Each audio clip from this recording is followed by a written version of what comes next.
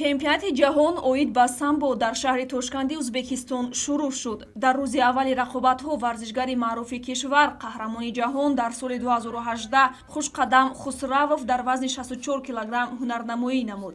Хушқадам дар даври аввал бо намояндаи Қирғизистон Мақсатбек Медер нерӯ санҷида дастболо шуд.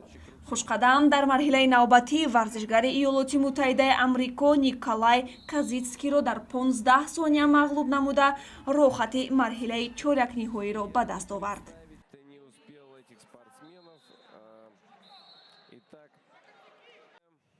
дар марҳилаи чорякниҳоӣ Хушқадам бо Расо Майкли итолиёвӣ даст ба гиребон шуд.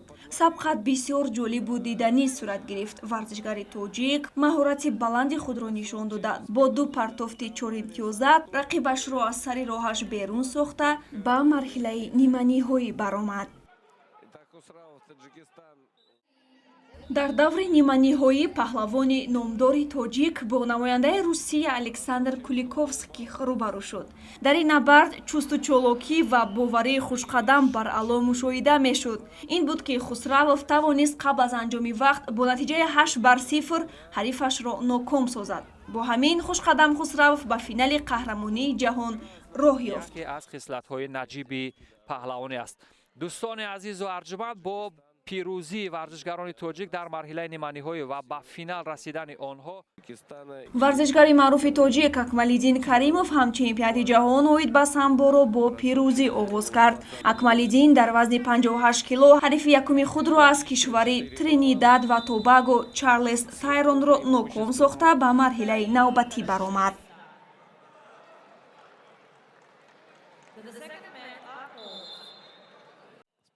ин дафъа Акмалиддин бо Юсир Боҳессони марокашӣ нерӯ санҷид. ин рақобат ҳам бисёр ҳассос ҷараён гирифт. варзишгари тоҷик қабл аз анҷоми вақти рақобат бар ҳарифаш зафар ёфта роҳи худро ба даври ниманиҳоӣ ҳамвор сохт.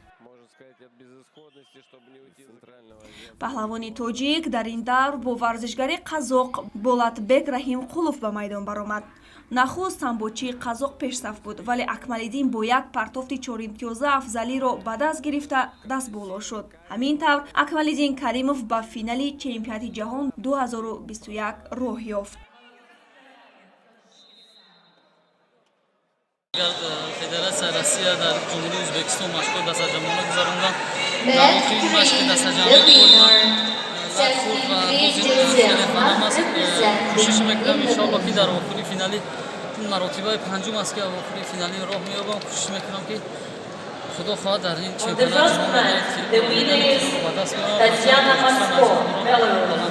барор мехоҳем араки ҷабини Акмалиддин ба хотири нишони тиллои қаҳрамони ҷаҳони куштани самбо шаҳри Тошкент муборак шавад. Акмалҷон узви мунтахаби самбои кишвар Шоҳида Қаландар ва миёни бонувон ноком шуд. Шоҳида аз рақиби якуми худ Анда Вальвои руминиягӣ шикаст хӯрда аз идомаи рақобатҳо бенасиб монд.